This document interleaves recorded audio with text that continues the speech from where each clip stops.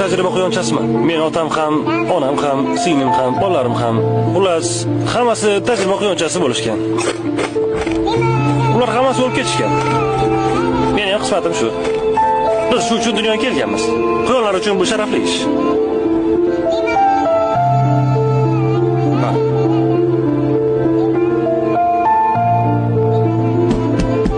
Haya.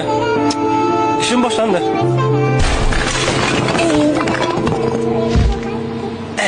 Juda ham qo'rqinchli, ha? Lekin men shunchaki ishimni qilyapman. Hoy, Ralf. Qayerda bichevchi gruppa? Ha, ularmi? Ketimdan yurishibdi va qanaqadir hujjatli film olishdi.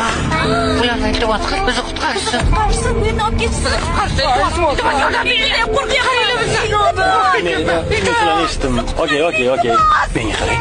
Bu joyni kesib tashlab bo'ladi-ku, ha?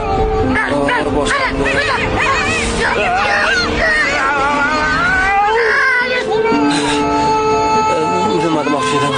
Sizlarga murojaatim hayvonlarga yoqqa qarasangiz. To'g'ri turib. Ha, uzr. Men to'g'ri turdimmi?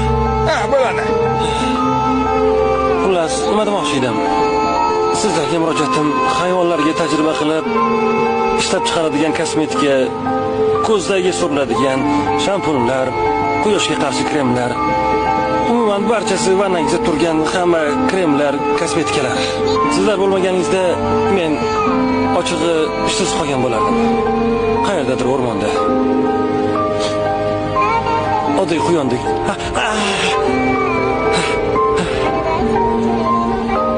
Hammasi zo'r.